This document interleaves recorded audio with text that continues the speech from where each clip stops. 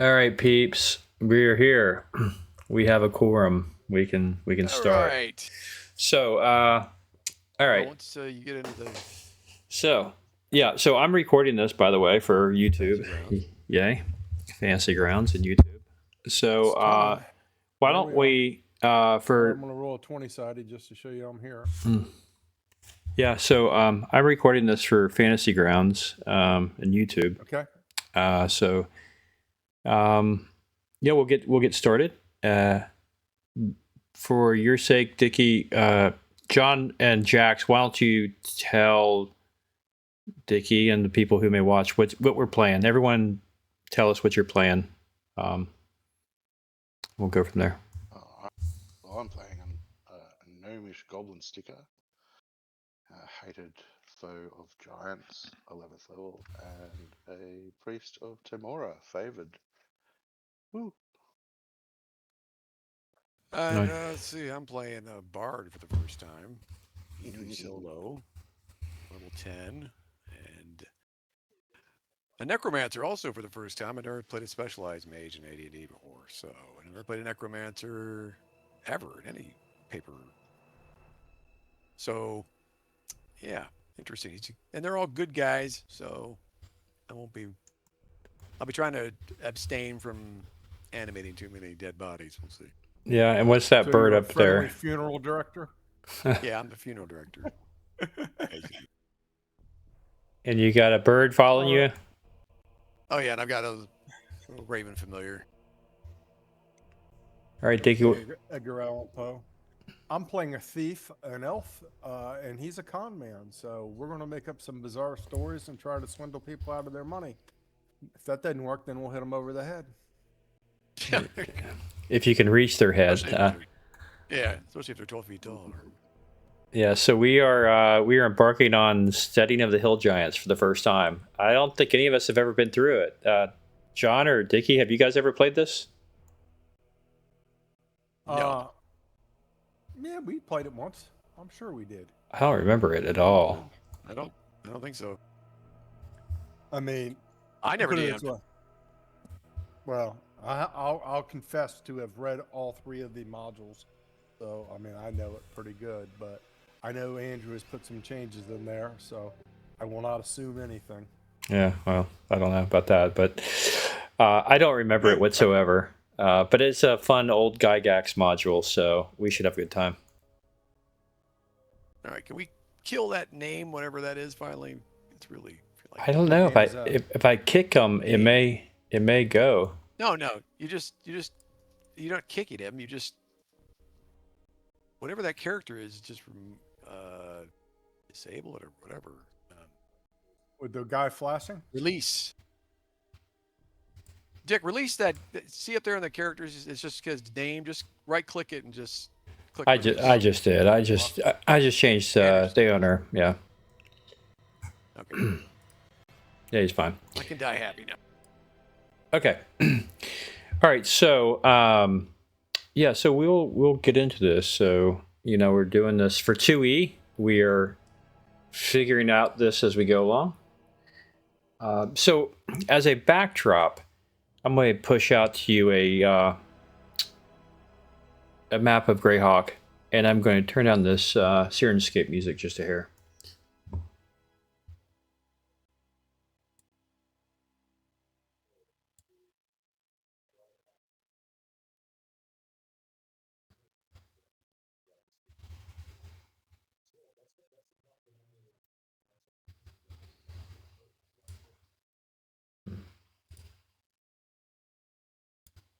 You still there, guys? We're here. He's trying to start. Yeah. I'm just turning down the music a bit. Okay. We don't hear anything. Good.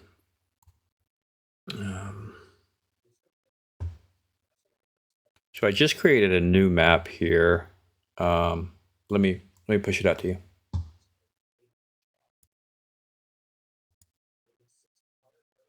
I mean, if you got music going, we don't hear. I don't hear it for whatever reason. Oh, the sound of music. That's good with the mountains there. Yeah. Yeah. So by the way, there's a link to that, Dick. Yeah. Just messing with you. Oh, cool map. Yeah, so in Dickie, in Discord, where you see the little boxes, there's a chat. There's a link.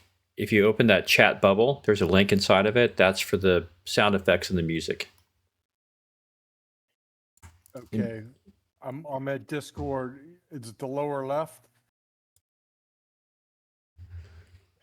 Um, No, if you I can see the four squares here. just Right. click on the I'm on- gaming channel above the names, see where it Click says that on. gaming. No, you Okay. see the just left click on it. You should see a little chat bubble to the right. Yeah. Just Open click chat. that. Open chat. Boom. yeah. Invite to voice. No, just open chat. It's You see a next. Chat box open. It's next to invite to voice. It's a little bubble to the left of it. Hello. I don't. No, there's a little chat bubble, literally right next to invite to voice. I see it. Just Yeah, click I mean, just- I can left click. left click it or right. Just Left. click. Left. Okay, but I don't see any chat box to type into.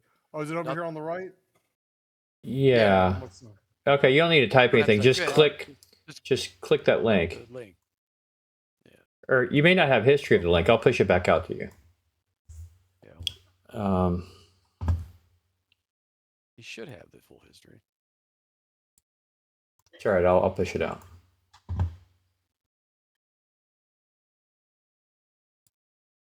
So who's this girl with the black hair that you've kidnapped, John? That's my retainer. She carries my lunch and does my laundry. All right. So go ahead and click that link. It's on there now, Dickie. Well, that's gonna trigger all the feminists listening. Where's the link to click on? Where it says general? In the chat, where you were just at. Just click the link. Left click. Right below The where you. happy face? Right below where you said hello. Right You're- below?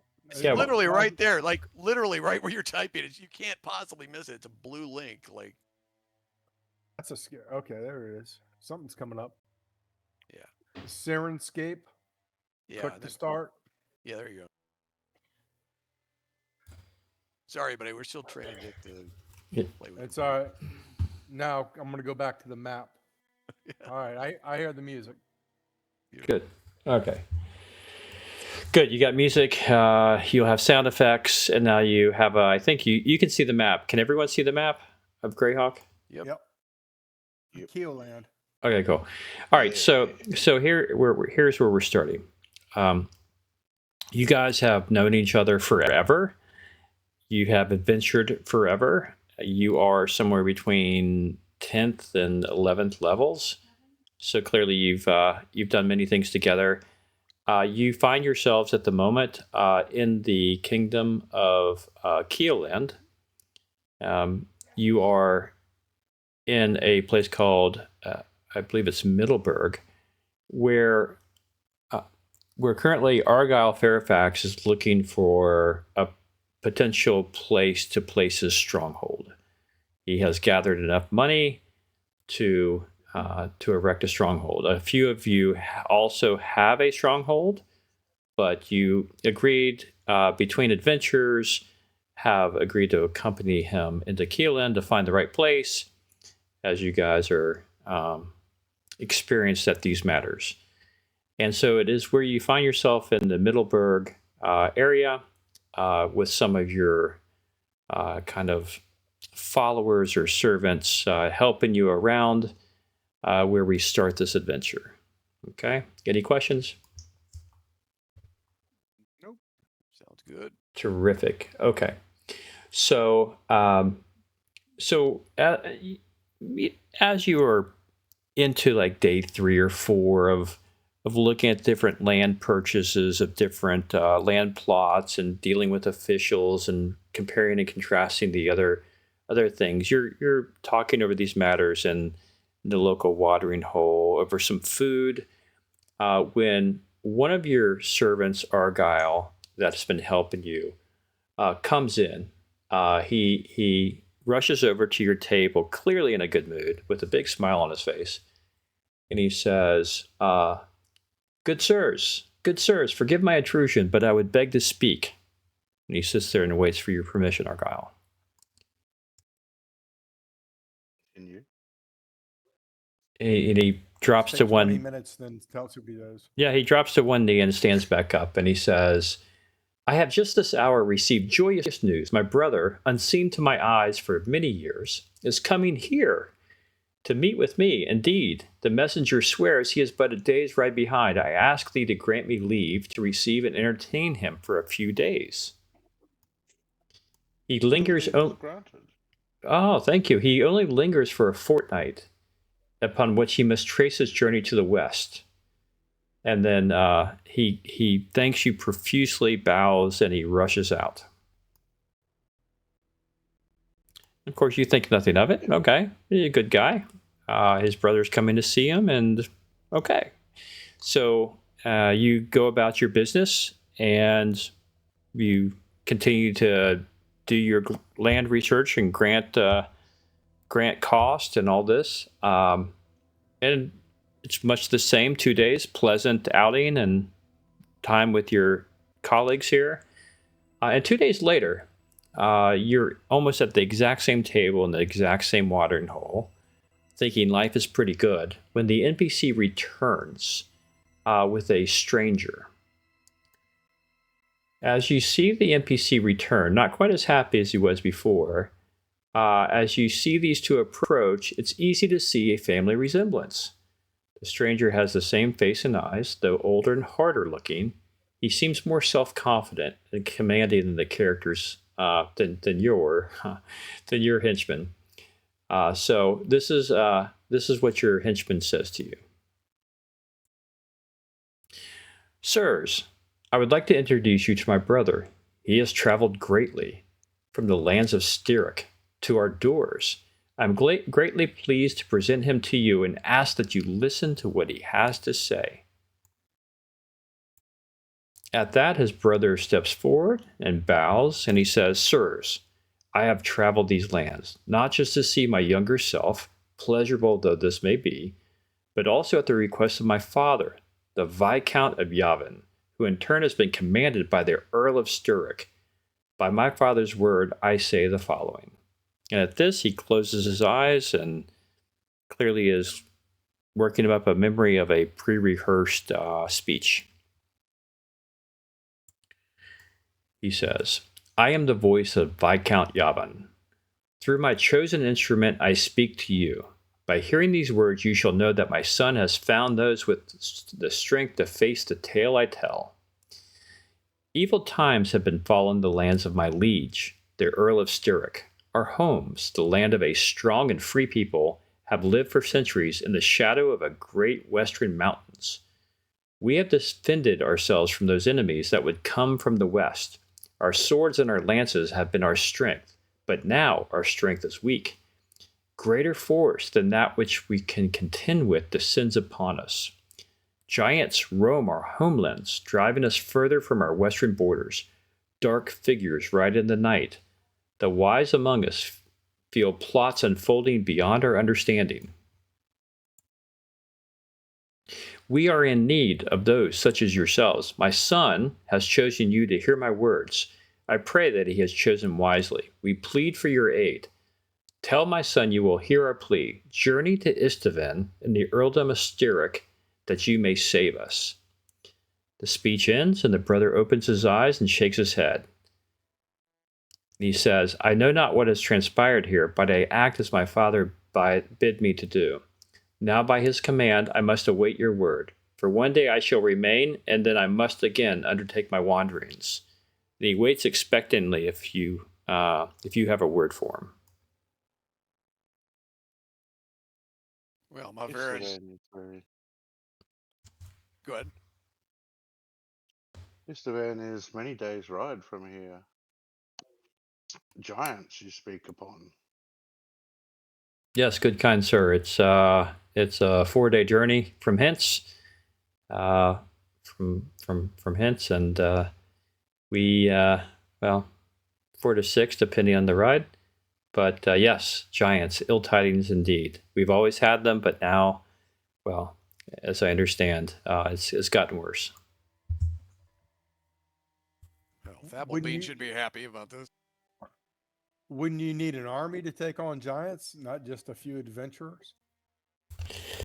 That is Seems not like my. you need a larger force. Indeed, we have we do have militia, but they are tied up in other matters. And I beg you to speak to the Earl of Sturrock to get the specifics of why he's looking for adventurers himself.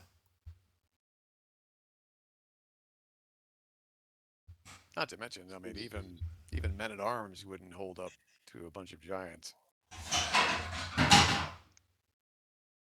I'm sure he sent a purse to handle our travel expenses on the way there, correct? I've been authorized to extend some traveling money should it be required, albeit I don't carry that much on me. I do believe the rewards that will be promised, as I understand it, are very compelling indeed. Not to mention your honor, as my younger brother tells me, of the honorable nature of yourselves is at stake. Oh, well, you obviously have not heard of Lorax the Lucky. We're going to need a little money for the horses. Hay is not free. He's our treasurer. Because in our custom saddle. How much is the toll road money so we can get there safely? Well, it's a major thoroughfare. I don't suspect you're going to the journey from Middleburg to Sturrock is should be a very non-eventful journey by horse, and you can stay at villages along the way. It's a well-traveled road, and Come on, Andrew, cough up a little money, you cheapskate. well, good sir, you're right. The cost of hay is quite inflationary these days. I'm sure I can wrestle up the 4 copper pieces the hay would cost instead of the 2 normal. You tight ass. 4 copper pieces. Unless you're talking about some kind of golden hay that would require gold. I don't know. But this is hay after all. No, he Well, we've got our yeah. cleric can summon it up free anyway. Yeah. So he says, look, if you so honor us with your skills, I will give you the money I've been authorized to give to at least ease the burden of the travel into Sturrock. And with that, he has a bag that he produces from underneath his tunic, and you can tell the weight and the clinky of which is probably around 50 gold. All right, we'll go. At least we won't be empty-handed completely. Sure. Okay, so formally, you guys agree? You're going to tell this guy that you're in? Yeah, we'll go just to see. Okay. So the younger brother, hits his brother in the arm. Say, "I told you they would go. I told you my master and his comrades are unmatched in their skill and their courage. They'll take care of you, giants. You just watch." And the brother nods to his brother and bows to you and says, "Good day, sirs. This is well met indeed." And he gives you the bag of gold, and then he outlines the general directions, of course, to Sturrock, of which you probably know better than he, having traveled these lands well. The length of the journey would be about 5 days on horseback, doing about 20 miles a day, but these are well-traveled roads, well-patrolled in Keeland, and you should have no problem getting to a certain point. Yeah, we're quite familiar with Keeland. That's fine. And we really don't have anything else to do. Oh, well. Yeah, it's fine. Hey, what happened to my stronghold? Come on. Well, yeah. We can use giant skulls to build the towers. Right? Yeah. A little extra money to bribe the officials would never hurts. Argyle and Savilbane. So you named your player after Socks? No. Our- Yeah. Socks in Virginia. Yes, that's this. You named your character after a Dr. Seuss character, so I would be quiet. Yes. It's all right. Yeah. Yes. Okay, very good, guys. So the brother bows and leaves. The two of them, actually, they go out, leaving you with 50 gold piece, a little bit wealthier, and perhaps some musings. You've been itching, being the experienced fighters and necromancers that you are. This is really the excuse you've been looking for. Looking at plotlands is all fine and well, but it doesn't quite tickle the senses as being in danger, as you guys have been. Applebean's very happy. Giants are involved. Yeah. I was Yes, gonna say, isn't that indeed. your bread and butter. That's my bread and butter. Right. So I need to do right. some research. So Yeah. So Thabalbean, it's worth mentioning. Thabalbean is a goblin sticker. So what is that?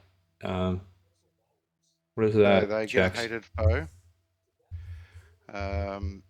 Ignore the if you read the kit, ignore the name of goblin sticker because they can be kobold foe, giant foe, ogre. They get a hated foe. like the Rangers. So yeah, like a ranger. Excellent. Exactly like a ranger. Yep. And being the stupid DM I am, I told you what we were running, and so you picked as your foe what? No. No. Some- Liar. Somehow, your hated foe is a hill giant. How about that? Yeah, I mean, come on. My father's father was eaten by hill giants. It was meant to be. Then this was a destiny. This was Yeah. not a chance meeting, but it was written in the stars for sure. Okay. Well, it's just, to be fair, it could just be giants, right? It doesn't even have to be a specific. Yeah, it doesn't have to be specific. It's just giant. They can hate the most common are kobold stickers and goblin stickers. Yeah. No, it's all fine. It makes sense actually. I mean, the gnomes live in the hills and the mountains, as do the giants. Giants are ruthless and mean, and you have no love for them, so it makes sense. Okay, I'm sharing a not a greatly a high definition map, but a map nonetheless, a little bit more of a close up, and I'll show where you're coming from and advance the story here. Why can I not see details on any of our Yeah, characters? sweetie, can you do me a favor? Can you come down here, please? Yeah. Okay. Character sheet. All right, No. fine. Give me a minute, guys. I got to put the dog out. No problem. All right, keep going. I'll catch up on the Don't story. we usually see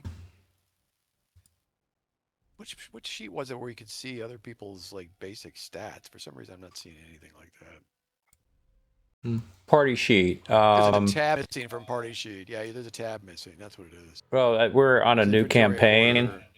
order. I have to let me go check the options here.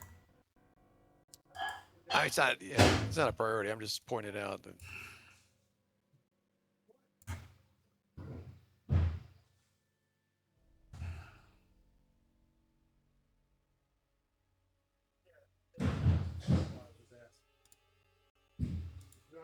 All right, try it now.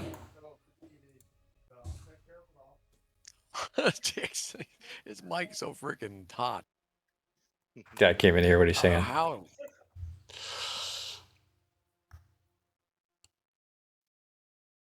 Thought he had a headset, but man, it's like, if he does, it's loud. We'll actually have to buy horses. No, we've already got all that. Yeah, you've got horses. People Are of you your kidding me? We're means. freaking level 10, 11. We got anything. Yeah.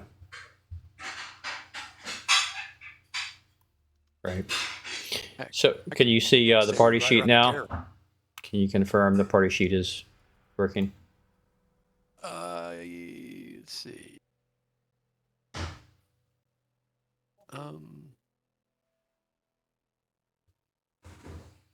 Yes, thank you very much. Okay.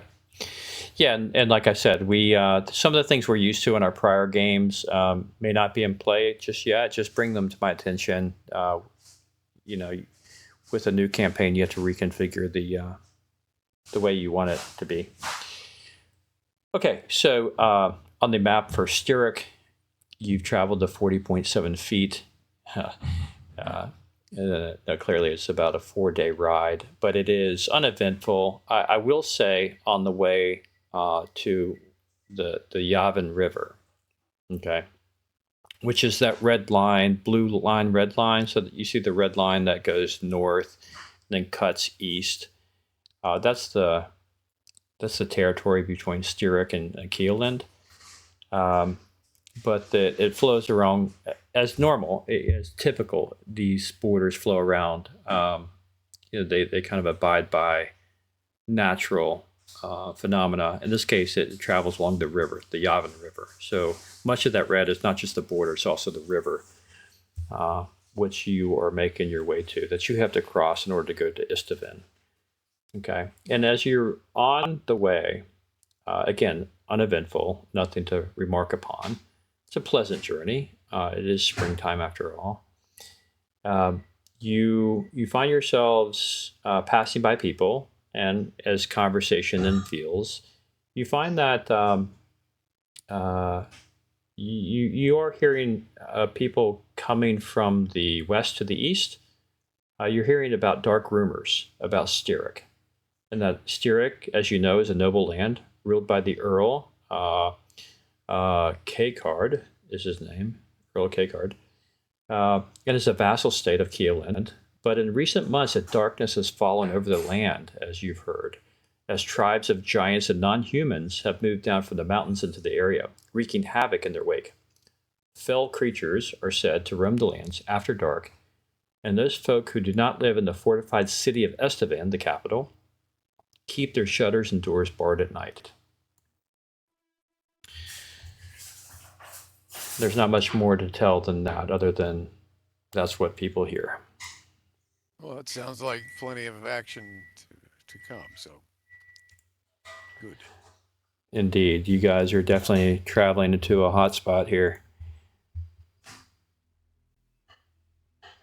Okay. Okay. Wait for Dickie to get back, and then we'll Right here. check. Go ahead, Andrew. Okay, great. Okay, so as mentioned,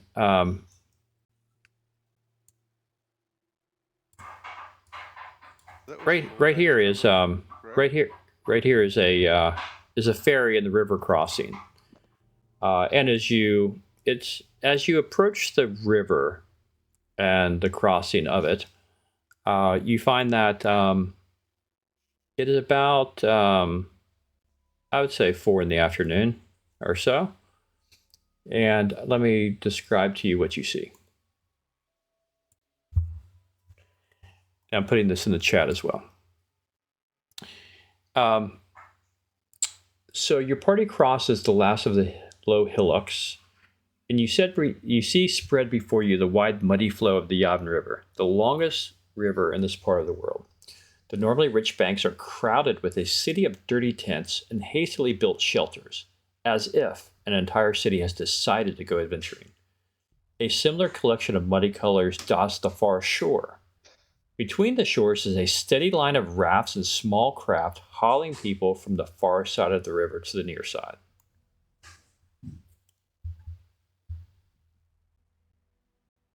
All right, so this is what you see as you approach. Let me know what you want to do at this point. There's a river to cross, there's a bunch of tents, there's people coming from the distant side to the close side. If you want to interact with anybody, let me know. We need to find a ferryman, obviously.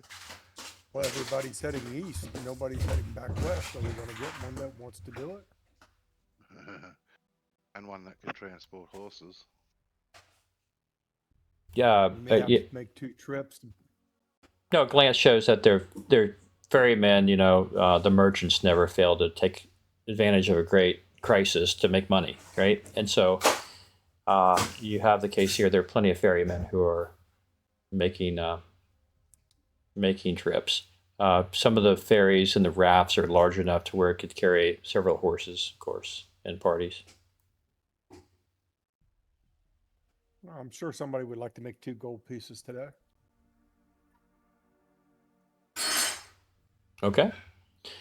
So as you weave your way among some tents and people kind of on the side of the road, you get to a landing where there's a ferry, a fairly large ferry that you spotted that is about 10 minutes away from coming back. It's probably the only sizable one probably to carry your load in a single trip. But it's he's making his way back.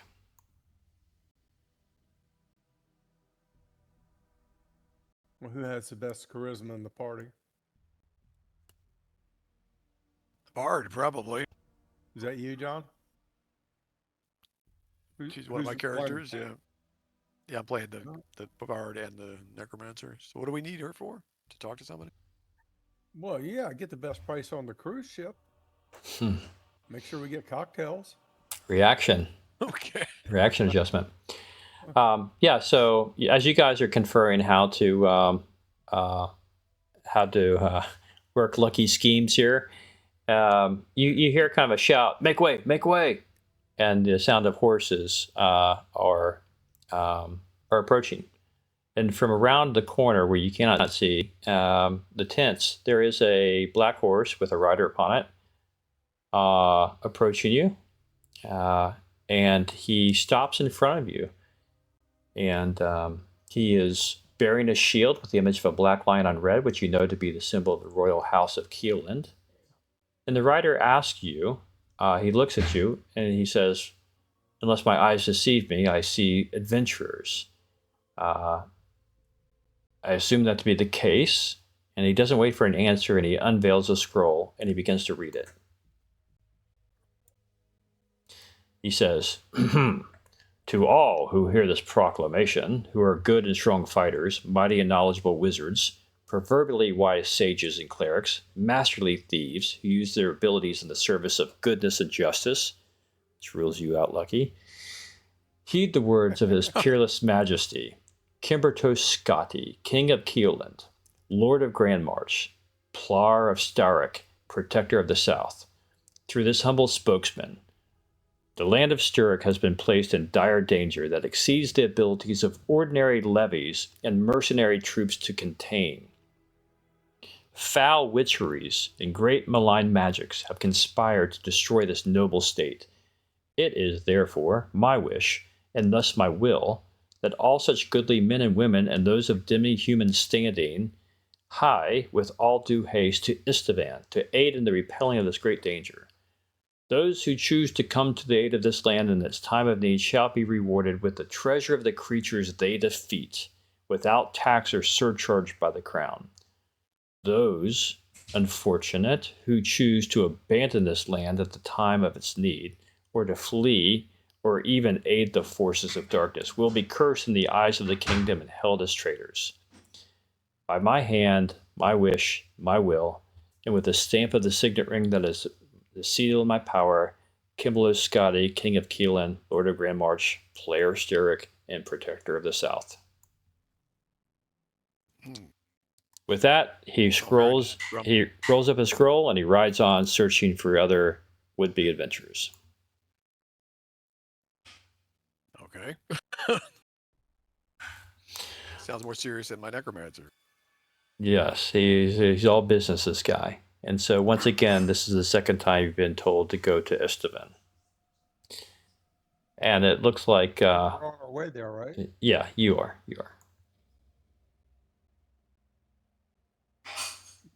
I mean, we're going at a reasonable pace. We're not just... No. He doesn't know you from Adam. He's trying to... you get the feeling like times are tough here, and they are putting the fist in the velvet glove approach to say, look in your heart, do the right thing, or else, right? And so the message has been sent. Okay. Sounds like Christmas with Helen. Yeah, right. And with that, the ferryman arrives, and he sees the opportunity to make a little money, and he ropes his ferry to a post right there at the landing, undoes the ramp onto dry ground, and walks off and looks at you and says, "I be wanting to cross the Yavan River, would you?" And what's the toll cost us? There's 6 of us. Well, I dare say I could not fool such respectful gentlemen as yourselves. Not that I'd ever want to.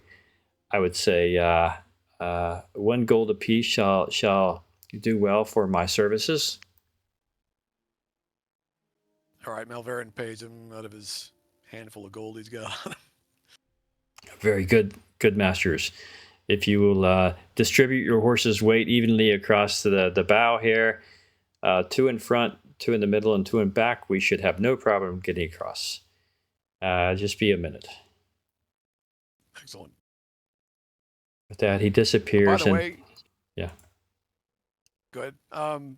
Real quick, I want to tell the group I've got. I opened up a public note that you guys can add to. It's for my secret chest that Malverin has tucked away in the ethereal plane. So if you got any like doodads or backup equipment that you want to store, you can add it to that list. Yeah. Yeah. Any, like, I don't know, prized possessions, backup spell books, whatever. You know, I have a backup spell book in there, for instance. Some clean clothes, etc. Yeah, just remind me what the functionality of that is in terms of weight limit and size, volume or weight. It's a lot of weight limit. Like, you don't even need to worry about it because I'm not letting anybody put anything heavy in there, really. Like, yeah. Okay. Yeah, it's okay. You can check the list. I mean, if you see anything big, get in there on the note, then you can badger me about it. But yeah, no. Look, we'll just keep an eye on it. Make sure it doesn't turn into a house, right? So we'll just keep an eye on it. So the ferryman ducks into a red tent about 4 tents down. Is there for a minute. Comes back out with a little flagon of something at his belt, fuller than it was when it went in. Okay, good sirs. Let's go ahead and cross. And not too many going this way, mind you. I seem to have no end of people coming across the other way. And with that, he starts to move the ferry across. You'd guess the river's probably at this point, I don't know, 200 yards wide. Okay, so it takes him, it's not the fastest thing in the world, and you find it to be probably around 5 p.m. Or so when you get to the other side. Yeah, it's about 5 p.m. or so. You get to the other side, he ropes it off, and there's plenty of people wanting to come, families, merchants, all sorts of things wanting to come to the other side. He puts the ramp down on his ferry. You guys go across, and then you take the road. There's a sign northways to Kingdoms up that way, but the sign to Istvan is clearly south and southwest, and that's the road you're taking. And so, without further ado, you're back on the road, unless you want to engage with anybody at the tents. Again, a lot of people kind of waiting to cross.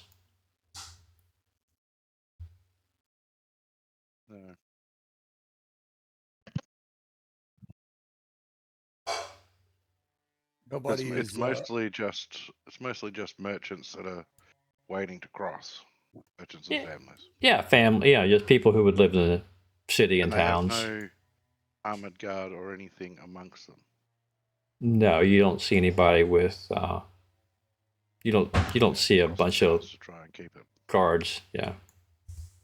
Nobody's paying any particular attention to us in terms of counter surveillance. No. You sense no nothing. And by the way, this would be a good time to surveillance. just let me know if I assume your raven is with you at all times, unless you tell me differently, Malvern.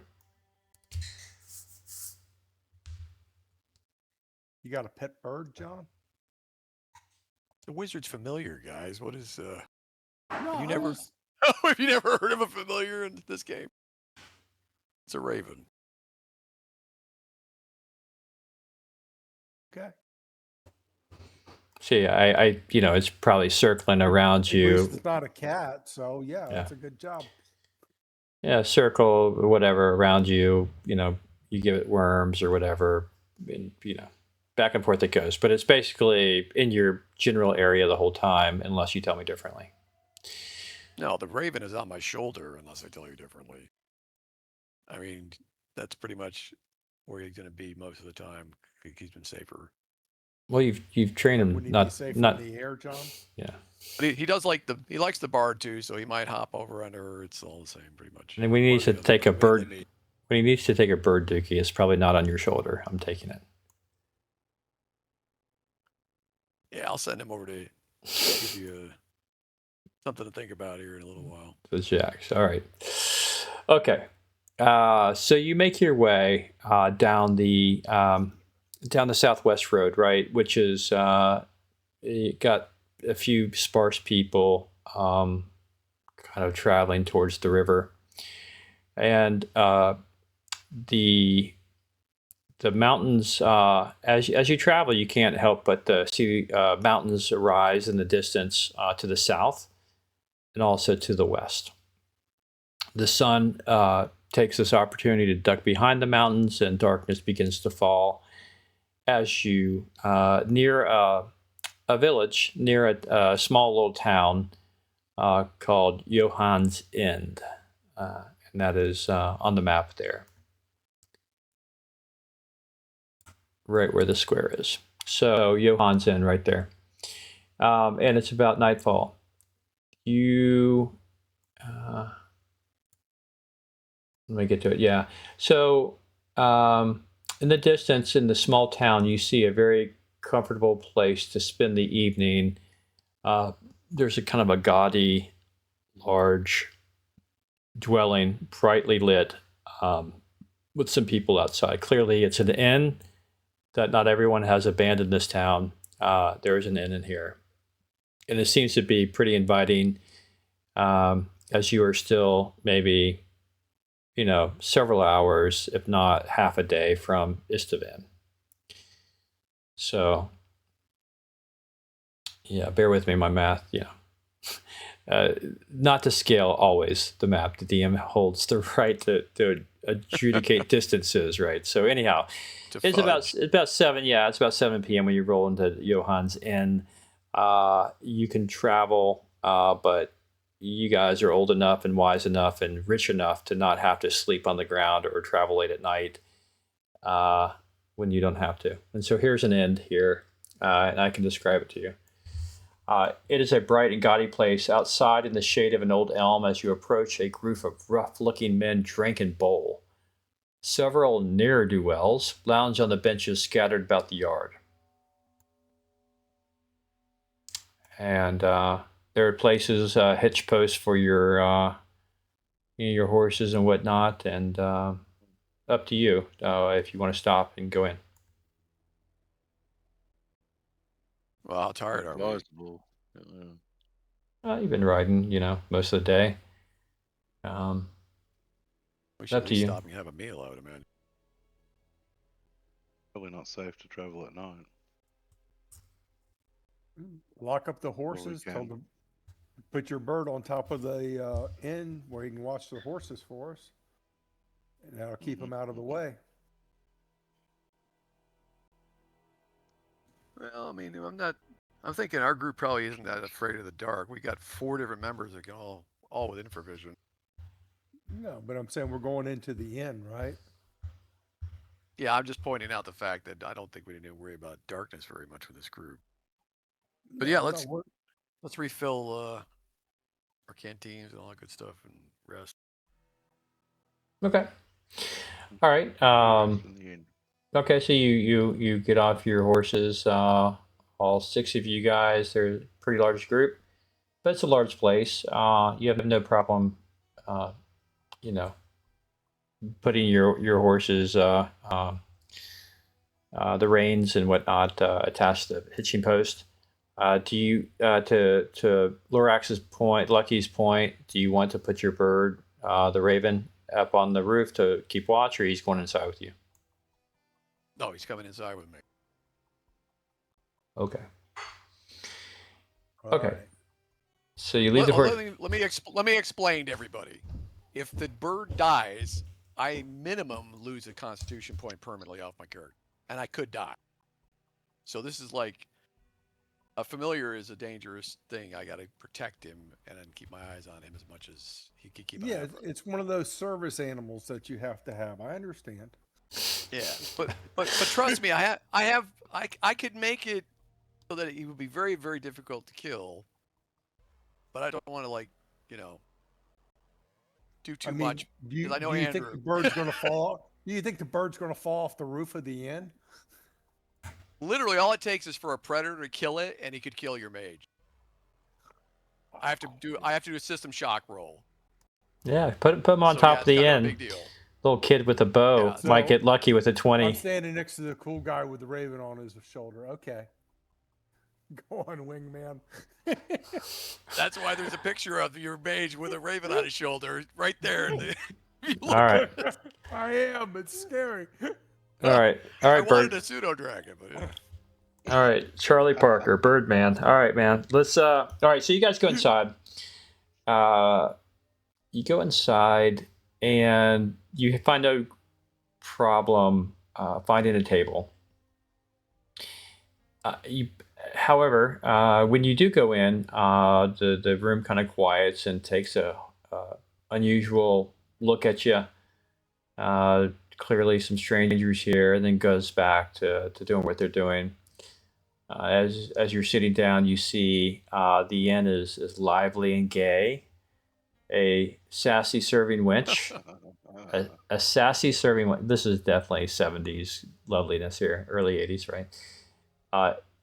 Inside the inn is lively and gay. A sassy serving wench whisks through the tables, countering indelicate compliments and suggestions with biting wit.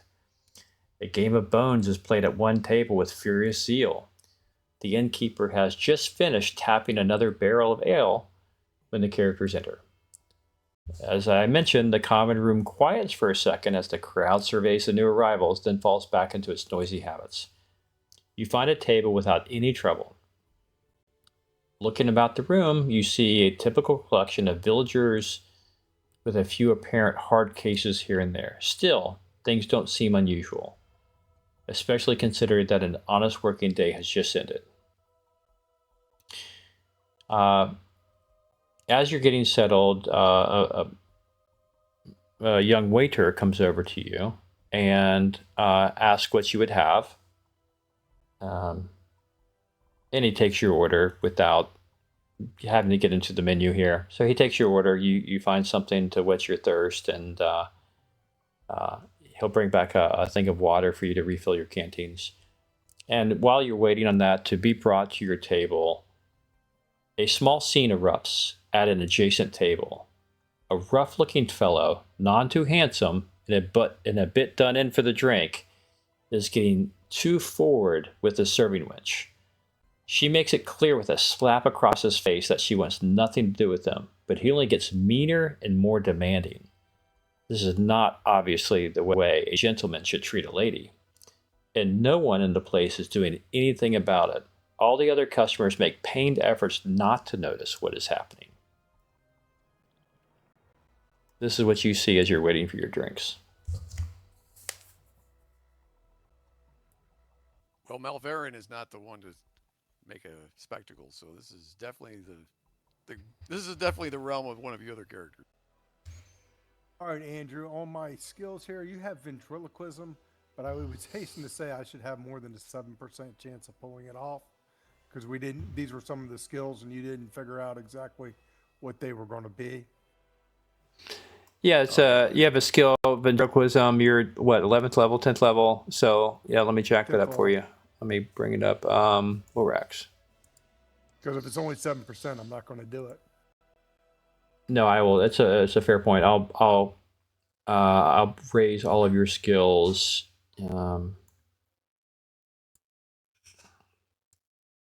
Briefly here. Okay.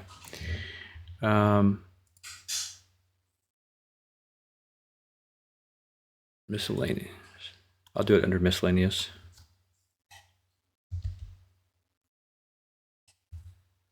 No, what I'm gonna do.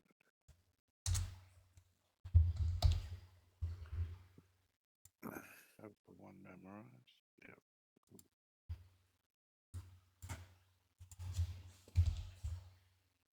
When you're ready.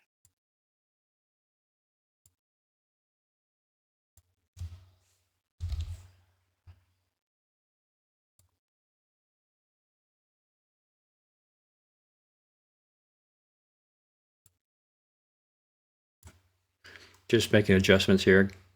Bear with me.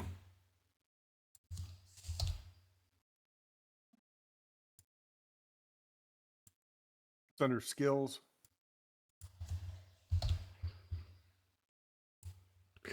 Yep, so I've adjusted all your skill base by 60 points given your level. So these are your new things here.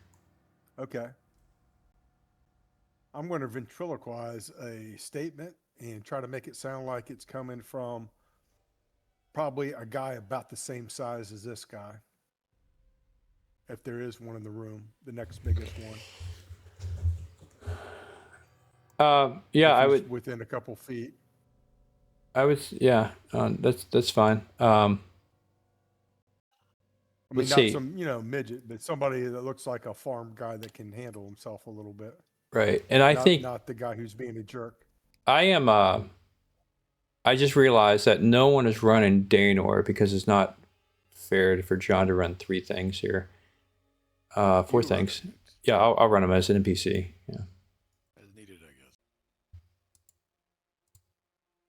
guess. Okay, go ahead and roll your skill check to see. All right, so I just click this here. Uh, Is that it? That's the wrong thing, isn't it? yeah, you want to roll the little dice next to ventriloquism. What are you trying to say? It's giving me a 20-sider. Is that all right? Hold on. When I grab the die, it's not a percentage dice. What is it? Two die? Is that how you do it? 2 rolls. Okay, so it was in fact. It is a 20-sided. It's okay. Then I will unbuckle. Yeah, you got guaranteed success on all of them. So I'll unbuckle that. But yeah, Okay. let's just say for the All right, for the my sake of here, ventriloquist statement is yeah. I'm trying to make it sound like it comes from the farm guy, 1 or 2 seats down or whatever, where he says, "Sit down, you fairy." See if we can get the bar fight started between these two.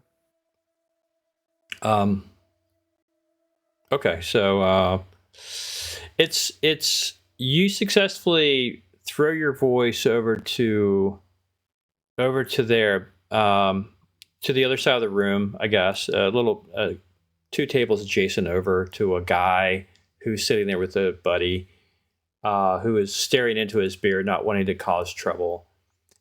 This guy and the lady, the winch is pretty escalated, so there's a chance, I would say realistically, while something is being said through ventriloquism, he may not hear it or even Pay attention to it because he's really starting to get physical and demanding with the woman. So let me roll a percent chance. I'll give it a 50% chance what was said actually cracks into his concentration. Triggers him. All right, so for clarity, 1 to 50, he heard it. 51 to 100, he didn't hear it. Okay. So he hears it. He has a hold of her arm, telling her he's in the midst of telling her if she knows what's good for her, she will come outside with them.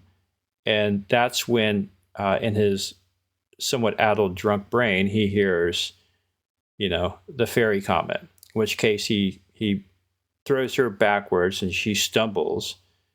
He walks over to the table. He said, "What'd you say, Bill?" And Bill said, "I ain't said nothing. I heard you say something. Go ahead and repeat it if you're man enough." And Bill says, "I didn't say nothing. I swear." I And pipe that up. You called him a fairy, Bill. I heard it myself right here. Bill looks at you and says, "What? What? Who are you? I didn't say nothing. I'm telling you. And he's Don't lie getting to this man more and make fun of him behind your back, meaner and meaner. behind his back. And the guy says, "Oh, is that the case, huh?" And he takes, it's okay. He walks back to his table and grabs his big mug of beer, takes a sip, and then he cracks it over this guy's head, knocks him out cold. His friend says, I gotta go, and runs outside and runs away. See, now you've got this drunk rough fella sitting over the broken glass, and he throws it down on the floor, and he says, "Go get me another one." And at that point, Danner, the dwarf amongst you, said, "That's enough for me." And he gets up and he walks over to Bill, or what? No, not Bill, but the rough fella, and he says, "My axe is just waiting to take your head off, boy. If you lay another hand on anybody in here, it's going to come down on you." All right, Andrew, I want to go check on the guy, Bill, who's laying on the ground. And while I'm giving him CPR, I'm picking his pockets since he's unconscious. All right, give me a second. I'm just trying to understand why. I've taken control, I think, of Danner. Hold on. You've taken control. Yeah, owned by GM. Okay. So yeah, he's so he goes over there and he's this guy wants no part of Danner, and he says, you don't know what you don't know who you're messing with." And Danner says, "I'm messing with somebody who's about to lose their head on the count of 5. 1, 2, and at the count of 3, the guy runs out the door. The woman gets up from being on the ground with glass around her and spilt beer. There's blood starting to mix with the beer from poor Bill, who's got his head cracked open. You're there tending to him. Go ahead and roll pickpockets. And then I have to roll to see if you've been observed. But go ahead and pickpocket. If you fail, we'll see if you've been observed. You didn't. You failed to get deeply in his pockets, and now let's just see if you got observed. Everyone's eyes is on the scene, so there's a high chance that you did get observed. We'll see. They're all watching the dwarf and the other guy. He's unconscious. He's not doing anything. They're all in the the guy ran away. The dwarf's in the general area. All eyes are on this whole scene. I'll give it a 50% chance. Andrew, 50-50. No, you were not observed, luckily. Not that anyone in here looked prepared to do anything, but you were not observed. The waitress comes back, the serving lady comes back and says, "Thank you so much." Let me get to it here. Hold on. Lost my storyline here. Okay.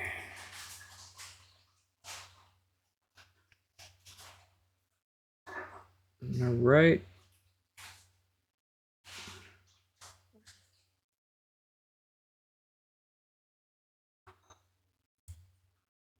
Okay, sorry about that. Yeah, so she comes back and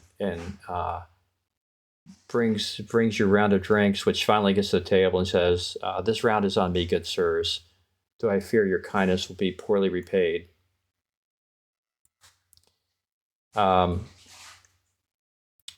She says, she says, "Sirs, you're new here and you don't understand, but I appreciate what you've done, but you've earned no friends here. They," she says with a scowl on her face as she puts her arm across the room. She nods towards all the others in the room. "They'd just as soon you let me alone. Look at them. Look how scared they are. You stood up to Alberol, one of Big Johann's men. You can bet that he's coming back." And a man at the nearby table leans over. He's been looking into his beer the whole time and says, "Yeah, this is right.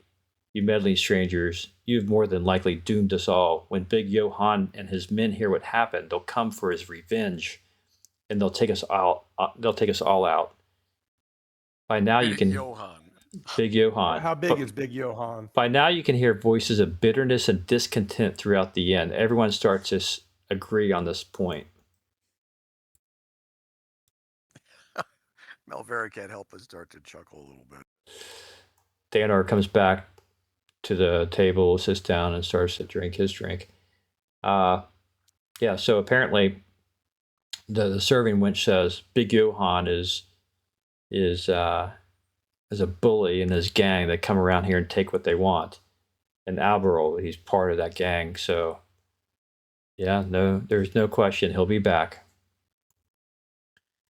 Danar says, Idri pipes up and asks, "Um, hold on a second. can't wait." Hold on. Idri wants to ask a question. What kind of beings are these? Are just people, men? They're monsters in more way than one. They're ugly, big, large people. Ooh. Idri's like, ooh. Laugh. Well, I wish I had your courage, but indeed it's not so. I am going to go and clean this up.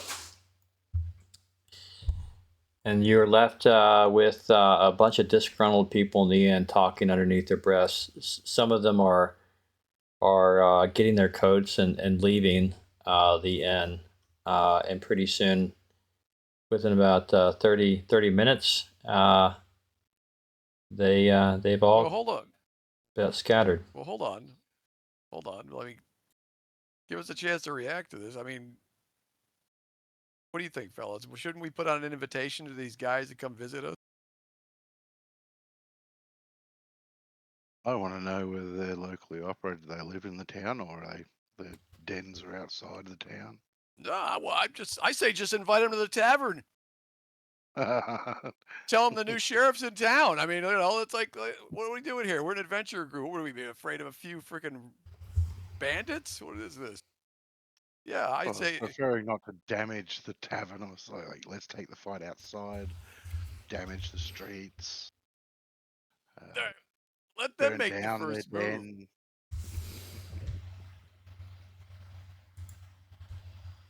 Yeah, I say Wait. I say we just put out the word. Fine, we'll keep everybody happy by inviting these guys for some ale. How about that? You want to invite them in and make peace, John? Is that what we're trying to do? Of course not. I'm trying to get them here so we can kick their asses and be done with it. And these people would be happy to be rid of them. So why don't we just put out the word that we're here? If they're looking for trouble. I mean, John, you really think they're going? The locals may not like them, but they may like us less if we try to kill them. I didn't say we have to kill anybody. All right. So what do we want to do with them? Don't we want to find out who these guys are? If everybody's so afraid of them, why don't we just be done with it? I'm not afraid. No, the people in the town are afraid of these people, and I'm just saying, why don't we just be done with it? Meet these guys. I just didn't want to damage the tavern while we're beating them up. You know. You're assuming we're going to have to fight anybody.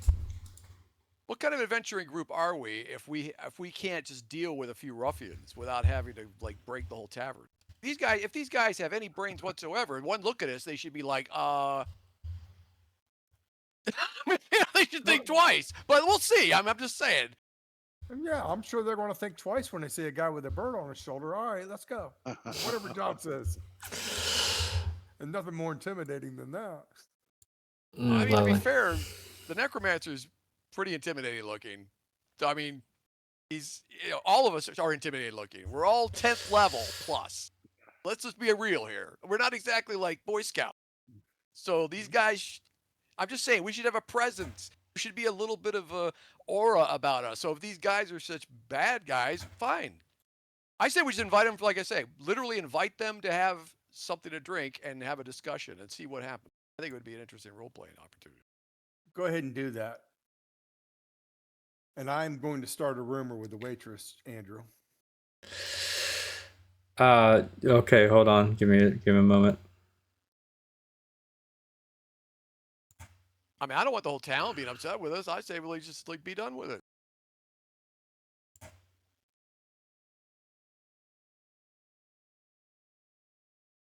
Okay. Plus, I want you to look at these guys. I have a feeling there might be more to this than just what we're hearing.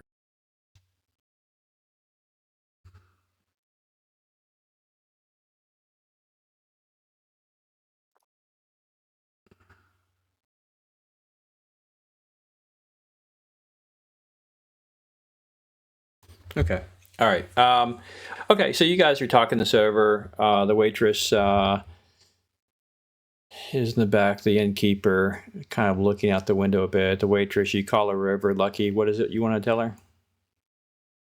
Well, I want to ask if she has seen the cloud giant castle flyby of Count Surus, the cloud giant chieftain, because I know that he has 2 daughters that he's trying to get married off, and that he's holding a contest to find the strongest giants to marry his daughters. Has she seen it? She says, "Good sir, did I put something unusual in your ale? I have no idea what you're talking about." Well, if you see it, please let me know. Now I've started the rumor. I'm happy. See where it goes. Okay. She hustles back. And right about then, the innkeeper says, "Yep, Big Johann, I hear him a coming. He's here." And yeah, so you hear shouts outside, and people kind of scattering. You guys are still in the inn, right? At your table. And I hear, if everybody's gone, I'm going to start hiding in shadows by the door. Okay. That's a good idea.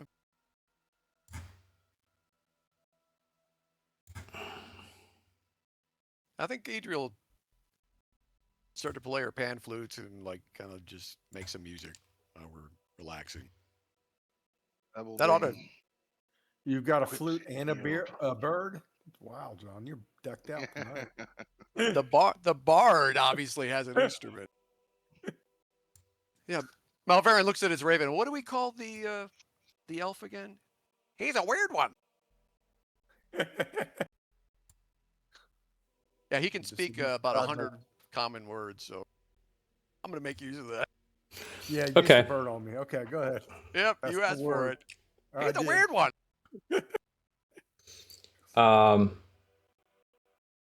Okay, you hear outside. You hear outside a booming voice. For all of you inside, you had a run-in with one of my men. Now I'm going to smash this town and everybody in it. And it is a booming voice. And right there, you start to hear people, "Hey, ah, ah," and you hear things being smashed outside. Jeez, these guys don't even come to. Okay. Chaos is ensuing outside. And All right, well, the innkeeper looks at you guys, say, yeah. "Do something, guys. He's smashing our town. I'm getting out of here." I think we have ears. But he's not coming in the inn? What's wrong? He's too busy smashing stuff out. Don't forget your horses are outside. Just a bunch of cowards, I guess. They don't even want to come inside to see who we are. Okay. I'm gonna ventriloquism again and use the waitress's voice. Save me! They're taking advantage of me. See if you can get Johan to come in. I think he's not going to care. Right Doesn't sound about like the type that would care. right about then. Hold on.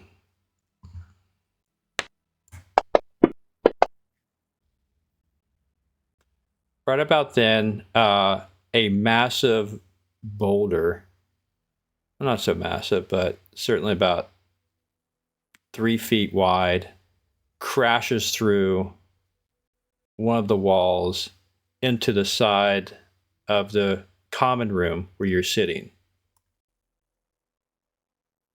So okay, so wait a minute. When Idri asked, "Are these guys, are these men?" and they were like, "Oh." She said Okay. that she said they're Fine. monsters. She said they're monsters. They're big, ugly fellas. What she said. Monsters. Just everyone. Okay, fine. They're giants. We got a mentally handicapped waitress in here. Apparently. Okay, fine. We need to react to this, obviously, guys. Drawing short sword and equipping shield, Thabelbean jumps to his feet. Time to go to work. You're gonna have to put up some type of map of this end so we see what's what. There we go. As you take a casual look outside, you see the following. Through the now open, gaping hole in the wall, you see what appears to be a very large frost giant riding on the back of a woolly mastodon. Around him are, you can thank your boy Gary Gygax. Around him are 10 ogres and a 6th level fighter. Well, that you can discern. Was the dude you ran off? Danar ran off. Alberyl. That is what's outside, starting to bust up this little town. All right. All right, fine. How are we going to run this? Do we need to like run rounds, or can we do some preliminary stuff before we leave of the safety of the inn? It's up to you. Why If don't we you just go if out you the back? engage, we'll go into combat. If you want to Why don't we just go out the back? do some stuff without engaging, it's not you're not engaged. It's not combat, so you can do what you want. But time is adjusted accordingly. Well, it won't take long to cast a couple of spells. I just want to be able to do that before we get distracted by the rounds. Yeah. All right, Idri cast invisibility on my Raven for one.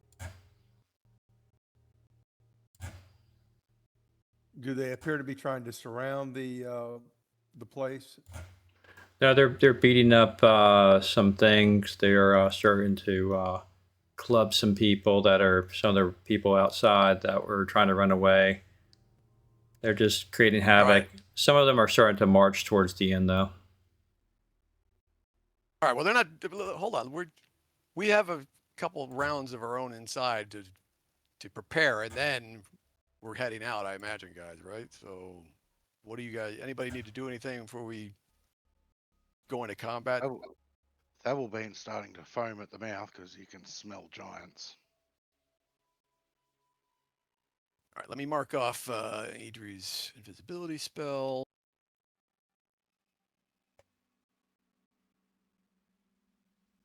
No, we'll go ahead and we'll say you get you 3 rounds before we engage. How's that? Okay. Okay. Andrew, After is there- one sec. Go After that, then Malverin is sending out the Raven now invisible, so we can get some kind of impressions. He can't use him as literal eyes, but he can. The Raven can basically has a empathic, telepathic connection to him, so you can get some idea of numbers of enemies and things like that from the rooftop. But this time he's invisible, so no one has a clue he's around, unless there's some kind of magic user out there I don't know about. Andrew, is there a window I can use to shoot my longbow out the window at some of these guys? There's a hole in the wall that the boulder just did. Yeah, there's a it's wide open. There are a couple windows, but you'd have to open them. They're not open by themselves. No, I'll probably just shoot through the hole in the wall to get started. Do you want to show where the hole's going to be on this map? Yeah, let me move it. I'm assuming the hole is directly in front of us. It's got to be off to one side. The door would probably be in the middle more than likely. Where are you putting the door? Hole is there. Hole's right there. Okay. Hole is Does my Raven see more than? Because it's basically got a 4 intelligence, so it can do basic counting. Does it see more of these bad guys than what we see on the map right now?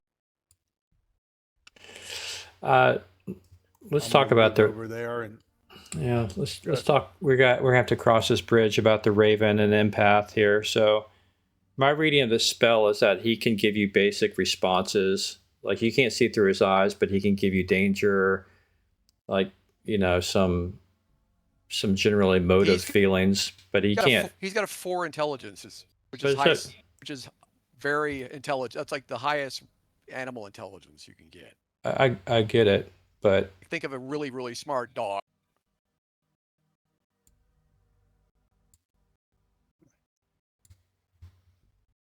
You're not gonna let me count numbers, like basic. Give me an impression of how many guys are out here. Well, let's read the spell and let's see what it says. I don't think I don't. It's not how I read it. Well, what else would he be able to detect then?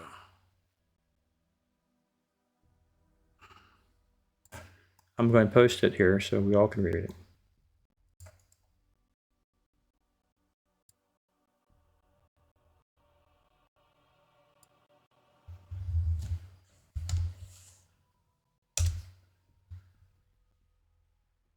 Oh.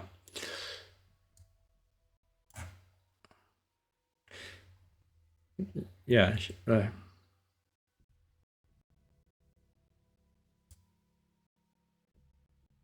I'm just sharing the record. So the only thing it says, right, is that the wizard has an empathic link with the familiar, and it can issue mental commands at a distance up to 1 mile. Note, the empathic responses from the familiar are generally fairly basic. While able to communicate simple thoughts, these are often overwhelmed by instinctual responses. Thus, a ferret, can chase a mouse. Certainly, its communications to its master would be tinged with fear of the big ones it was spying on. The caster cannot see the familiar's eyes. So that's the extent of it, right? So it's not like it's going to be giving you deep intel. It could tell you lots of big ones. Okay, well, we're going to have a difference of opinion. I'm not going to get into an argument about it. Fine, you can rule it the way you want, but I will just say, like, in my opinion, a Raven with a 4 intelligence should be able to give me an idea of basic numbers of things that is count. I mean, I don't think that's a big ask, but it's fine. I was just trying to get some kind of a survey to know. I don't know, Dickie, Jax, well, how do you read they it? They taught Mr. Ed how to count to 4, but past that, I'm not sure. Look, we're gonna have to. I don't see the point of risking my wizard's life for a complete lack of intel. That's all I'm saying. It's like, all right, that's fine. Yeah, I don't know. Yeah, we'll figure out some happy medium, but yeah. All right, so you get an impression of numbers generally that there are several and not one. Danger. Very large. You'll know that there's bigger than people. Yeah. You got to give me something, Andrew. You can't be just like making me completely blind with this Raven. I mean, give me something. Like, how big are these things? They're bigger than man size? Yeah, I mean, somebody's looking through the wall, right? I mean, like... But the Raven's got really excellent vision. He can see like a mile in the distance. That's what Ravens can do. So like on the rooftop, he should be able to survey and give me some impression if there's like a friggin' army outside. You could do that much. Is it a crowd or is it an army? I mean, I'm just trying to get an idea of is there more than what we're seeing? Then there should be a pretty big crowd of guys. Like, are we about to jump into an ambush? You get the impression. All right, we'll just do it in impressions.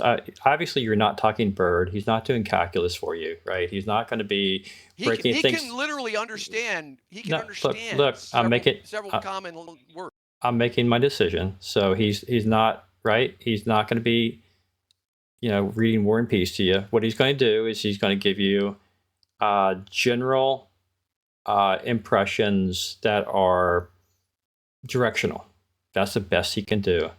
So the impression you get back are several large, dangerous things outside. Right? He doesn't have a word for giant. You don't have a word for giant in his language, whatever, right? So you'll have to see for yourself several large, dangerous things outside, causing problems. This is about the best I can do with my read, right? So happy, right. If there's some other thing that enlightens this, that's great. Happy to change that. That's the best read I've got of it.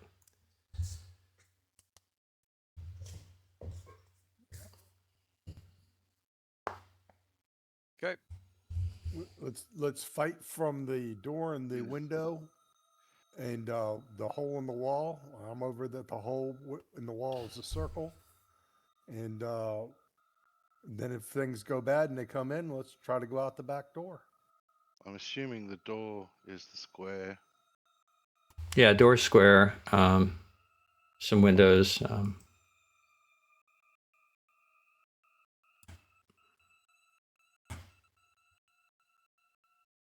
There's got to be a window in the wall. At least one. Yeah, that's what I'm trying to establish the squares here. Let's see.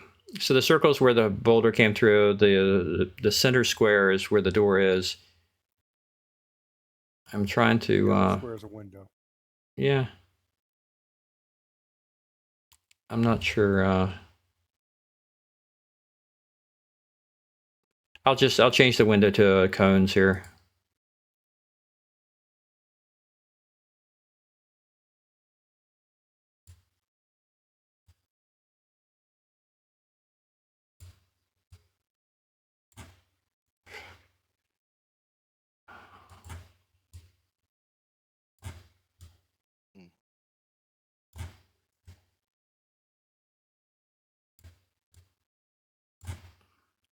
There's a back door. There's window also on the right side, just as there is on the left.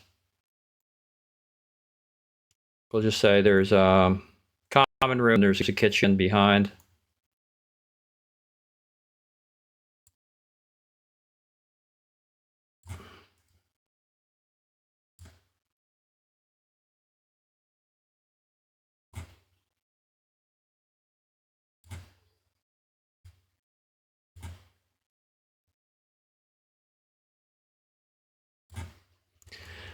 So I don't know if that makes sense what I've drawn here, but there's kind of a back room, a kitchen, storeroom. You guys can go through.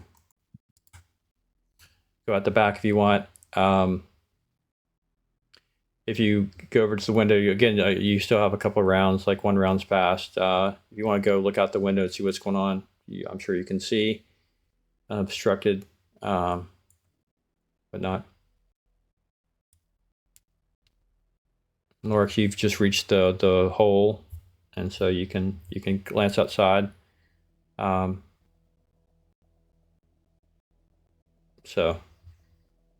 you just let me know what you guys want to do.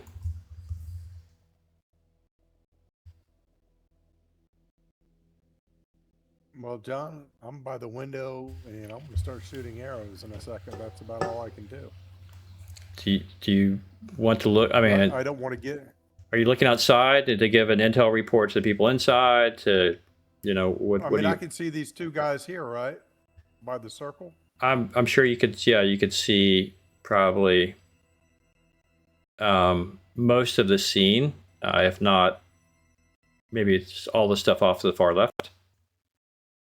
Are they illuminated by torches or anything like that? Yeah, I mean, there's some not extinguished torches and lanterns that are align the road and the building, and like I said, it was brightly lit, so it's spilling out. You can see them outside. It's you see basically a mastodon and a fire giant on the mastodon, and you see what appears to be 6 ogres and a fighter type.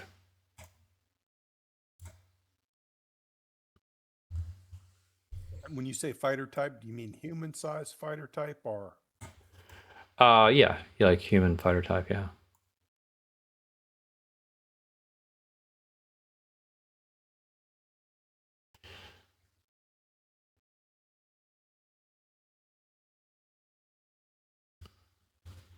Fine. Who's going first? So how bright is it? Can he see? I mean, he's an elf. How much can he actually survey through the window? Can he see people? Or the people out of the way? Or is it, How many do I count out my window, Andrew? what are Do I they? see those 4? Yeah. So you see the mastodon with the frost giant on top of it. I think from where you Is could that the see. letter A is the mastodon, or is that elephant's right at the front door? Yeah, you can. If you put your cursor over each thing, you can see what it is. Oh, Uh, okay, I got you. Woolly elephant, Yeah. unidentified 7, journeyman.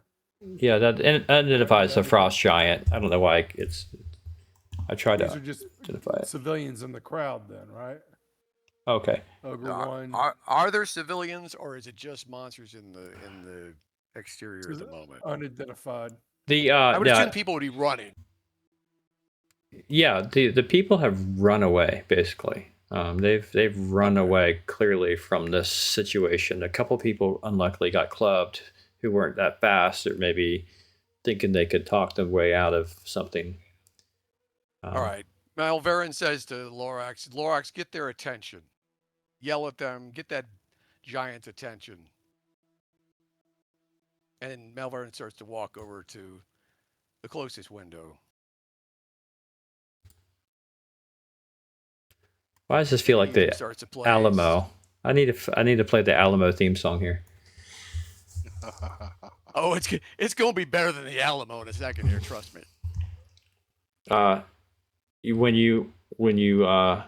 There's someone so lucky is going to yell something out the window. I just need him to get them to pay attention to the tavern. I want to just make a ruckus, get their attention, just throw your best verbal barbs at them, whatever you want to do. We can assume that Lorax, being the talented rogue that he is, I'm sure he can get them to get, kind of upset.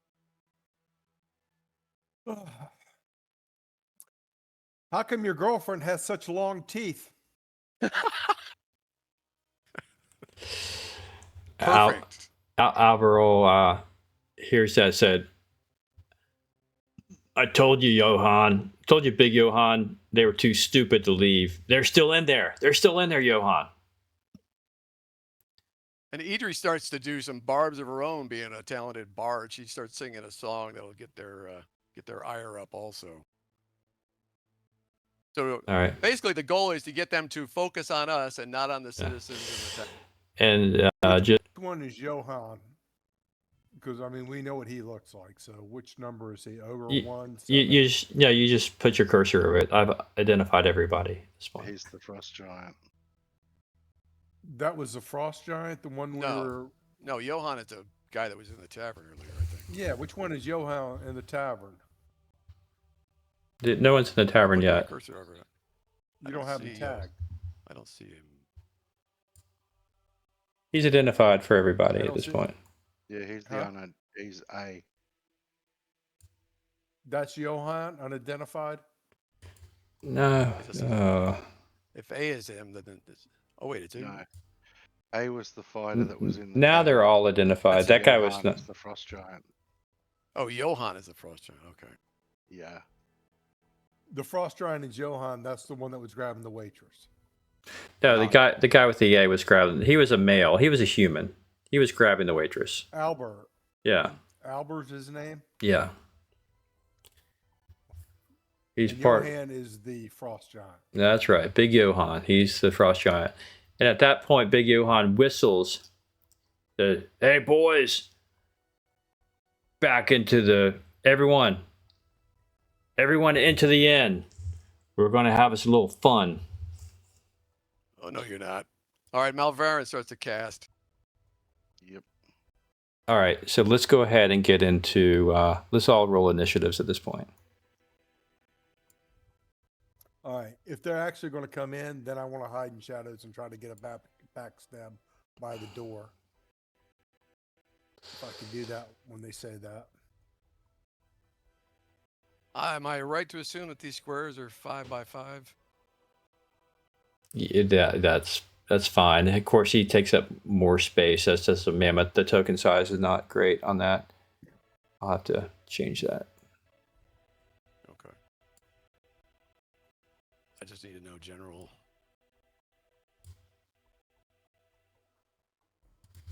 I mean, will Johan and the elephant fit through the front door? I don't think so, right?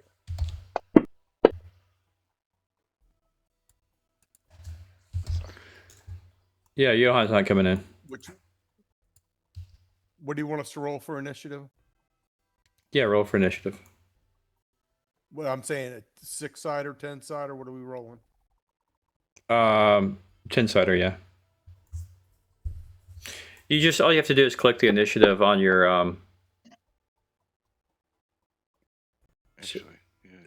So if you just go to the your main tab, Okay, Laura, select your main tab.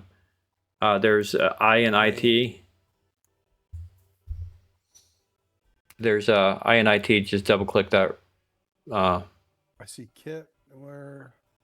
At the bottom, combat. INT. That's intelligence, right? No, all the way at the bottom. Where it says combat, AC, THACO, I and IT. Double click that one. Initiative there. Okay. Okay, good. Yeah, but there should be a chance.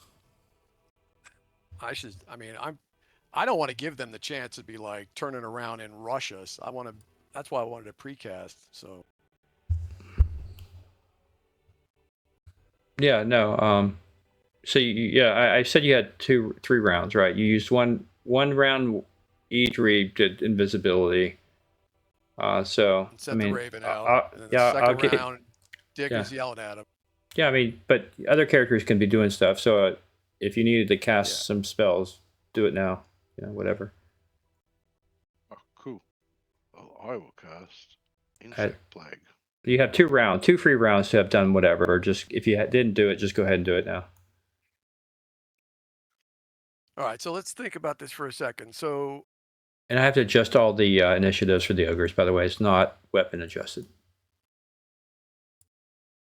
don't waste the insect plague yet, because I don't want to kill your insects. It's AOE. The cloud doesn't really move. Yeah, but I 180 don't. by 60 yards. Can you control them and like keep them? Not exactly, no.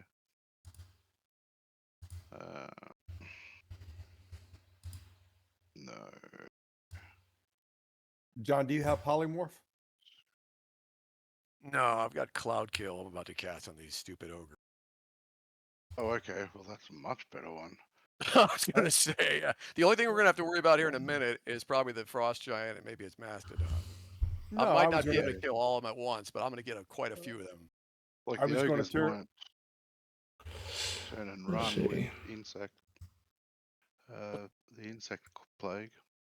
We'll tell you what, because they're spread around. Why don't you aim at the left side?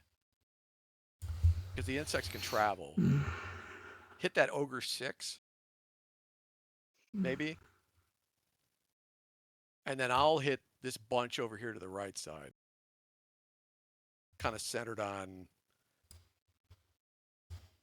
I'm thinking like ogre 7, or maybe even the giant himself.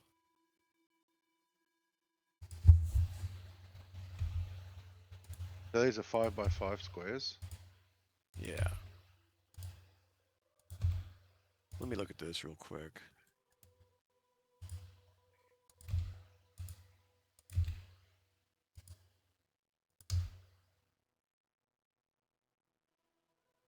Oh yeah, I can get him.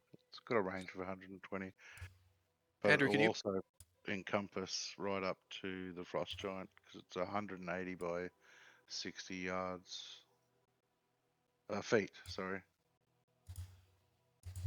It's a cloud. Yeah, and mine's gonna move away from me at 10 feet per round. Yeah, and anything with Okay, 5 so hit die or less must make a morale check or run And my in range just is random directions. 10 yards for the starting point, so I can definitely hit that frost giant from the window. okay, so Here we go. all right, so you within 2 rounds you ran up to the window. You're going to cast what? You're casting insect plague. Is that what you're doing? Yeah, I'm going to cast it on number 6 as the focal point. So it'll be 180 feet long by 60 feet wide cloud off him. Anything with 5 or less hit die has to take a morale check or flee just in random directions. Try and get out of it. Where is... Okay, so you got it's 75 feet from you to him, more or less.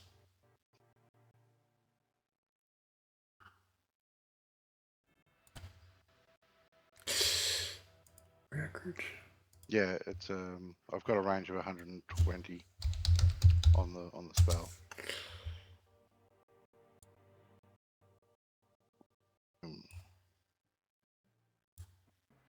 Okay, so you are going to, it's a range of 120 yards, check, area of effect, 180 feet by 60 feet cloud. All right, so, Yeah. And 2 rounds per level. Most of It's them going to go a long time. just... Casting time 1 turn. Yep. Oh, a turn. Good lord. Yeah, it's Yeah, 10. That's 10 minutes. It's 10 minutes. Yeah, it's like, Yeah. or at yeah, least you're gonna have to. 1 minute. Yeah, there's no way you had time to prep that. A turn is longer than a round, so it's 10 Yeah, minutes. 10 Basically. rounds. Yeah. Yeah, it's a kind of a ritual. I didn't realize it took that long to cast that. What the heck? I didn't actually read that bit. Yeah, it's All right, well, think of something. We're gonna need something to deal with the frost giant because he's definitely not going to get taken out immediately by the cloud kill because he's got too many hit dice. So hold on, let's just assume that. So Andrew, what's 10 yards from where I guess a window is? Where's a window? Is it right here next to Malverin or the cone. 6 squares. The cones are the windows. The door is the square, and the big, boulder size circle is the circle. All right, well, I guess I probably should go by the door. The gnome could always flip the door open if it's not already open. Yeah, I was assuming that it's sort of closed. Yeah, I assume they no one bothered to close it when they ran out. Okay. So then I'm going to go ahead and cast. I need 10 yards. So let's see. Should be 6 squares, right? Yeah, I was going to say. So feet. I could easily start the cast right on top of Ogre 7. I need a 40 by 20 by 20 foot. So basically, it's a cloud. So I need a 40 by 20 rectangle, I guess.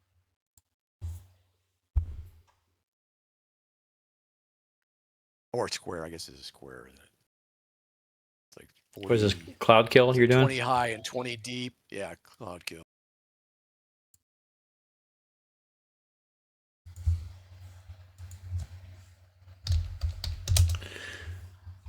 So I should be 1, 2, 3. Yeah, I should be able to get A through frightened ogre easily within All right. the cloud pretty quickly. So you can put it. I think you can put it. You can start it wherever, right? You can start at range within 10 yards of yourself or 30 feet within yourself, right? And then it moves away from you 10 feet per round, and it is 40 by 20 by 20. Okay. Yeah.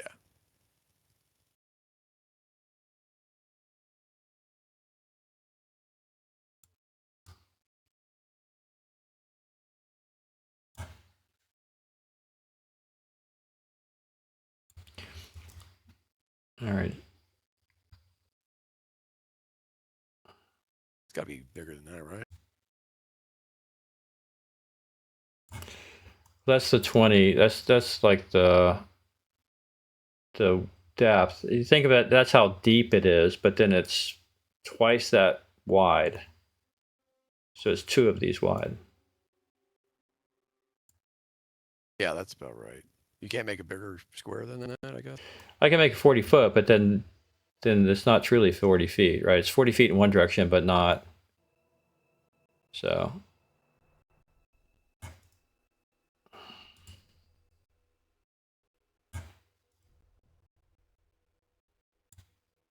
Hello?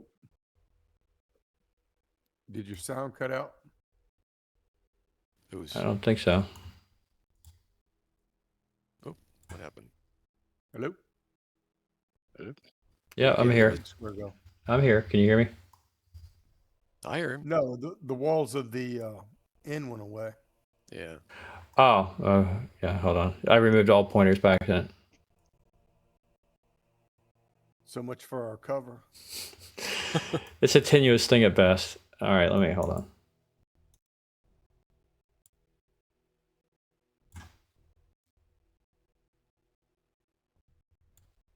You basically know where they were, right? So tell me, we redraw those. Mhm. So.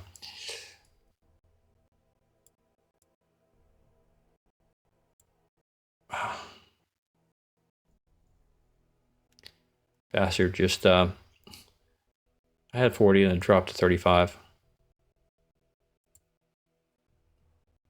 Oh, that's close enough for now.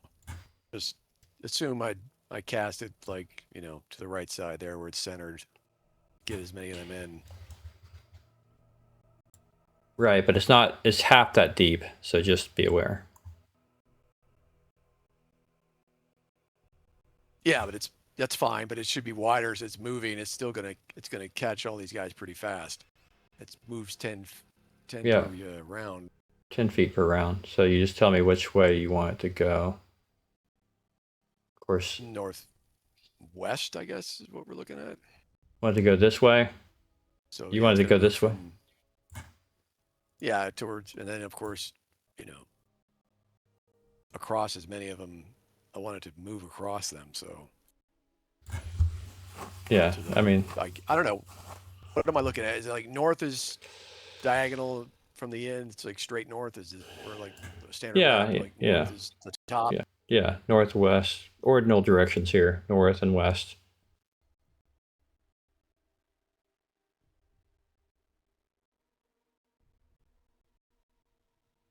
This map on my screen. Hold on. I don't even have his screen. I don't know where Fantasy Grounds went. Oh, you don't see anything? No, Fantasy Ground map went off for me. I can hear you guys, but I'll reshare it. I mean, it's up there for us. I don't know. no, I mean I lost my little round thing. I'll see if I can get in there again. Oh, you're not. Oh yeah, you're not in. It went completely. It went completely blank. The screen, and then I just started the thing to start again. Yeah, I see. You're not in the game.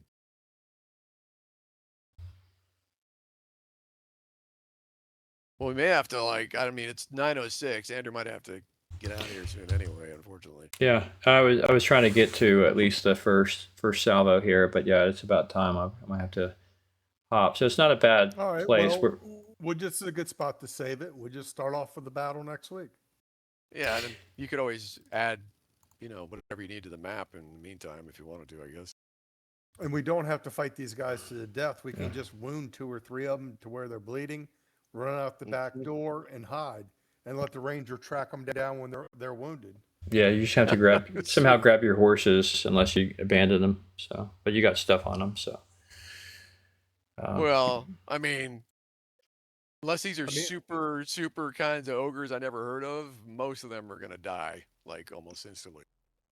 Well, anyways, Andrew, let me look on the ground and see if I see a mouse and try to grab it. Because if I find one, I want to throw it underneath the mastodon to see if I can scare it. Yeah, I'll give you a 0.01% chance of doing that, but yeah, go for it. Oh, come on. Give me 5%. Be a sport. No way. No way, 50 man. gold. You're just unbelievable. You roll a Brandon. 1%er, and then you have to roll a 1 in 10, and then that will happen. Or We'll or worry I'll about give you that equal next week. chance. I'll give you 1% chance that'll happen, but then I'll give you 1% chance that if it does happen, he goes berserk and runs straight towards you, and then you're gonna have to roll a dexterity check or be trampled to death. Okay. Yeah. I'll gamble with it. All right, try to get Yeah. this map up here. How lucky does Lucky feel? Yeah. All right. Well, you just have to stand in front of an elephant once in a while and see how you feel about it. I think Lucky. I love how that better.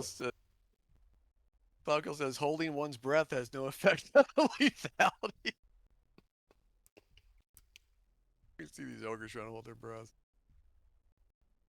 Okay, so they do get a saving throw though.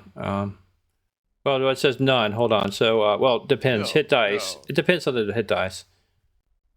There's no ogres out there with more than 6 friggin' hit dice. The ogres are going to be dead. Unless they run away. Some of them might be able to run away but they're not very intelligent, so I don't know. Creatures with 4 Right. plus 1 to 5 plus 1 get a saving throw versus poison, but with a -4 penalty. Yeah, I mean, My map is not there, Andrew, just so you know. You're not on the map. No, I got the Against the Hill Giant upper, lower level, and that's it. Just my stat sheet in the box over here. There I you go. reshared the record. All right. I just think it's funny that my necromancer was actually trying to be civil, and we immediately got attacked. So there you go. Yeah, they don't seem to care. So let's see here. Let me pull up the ogre. Yeah, they're gonna all have a rough day of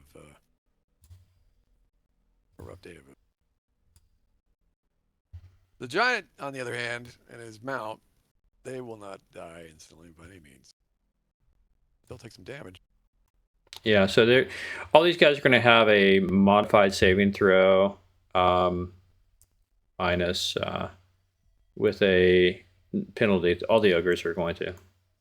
They're all 4 plus 1. Yeah, they'll also have to make their saves at -4. Yeah. They'll still take damage regardless. So as long as anything that stays in the cloud will take 1 to 10 points of damage per round. So we're clear in the area basically. I'm just teaching these guys that we're not to be screwed around with. My Necro's a little annoyed by the fact that he offered people ale and instead they threw a boulder at him. So yeah. Okay. Well, with that in play, we'll leave it here and we'll see what happens. So, yes, 9/11. So I got to get going. I've got a really early phone call in the morning. But it will not be next week. It will be the week after. Next week, I'll be coming back from Vegas. So, All right. yeah. That's right.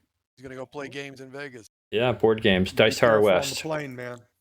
Yeah, nothing I can do. Jack's nice playing with you. Nice Yeah. meeting you. Yeah. Likewise. All right, Jax. Off to a raucous start. Yes. And Yeah. this is just Sounds a cool. prologue of prologues here. Typical Gygax, Big Johann, the Frost Giant. On a mastodon. On a Mastodon. So 80s. Yeah. Is that for Bike Week? Is that why you're having him do that? Ride his Mastodon? Yeah, his Harley. That's his version of the Harley. Oh, that's All right. Phil. It's that time of year again. Oh my lord. Yeah. It is. All right. Well, you All right, guys guys. take it easy. And like I said, just text me. And it's Yep. like that was my fault for being No- late. But I no couldn't problem. help it with the tax return. No problem. All right, buddy. See See ya. ya. Night. All right. Right.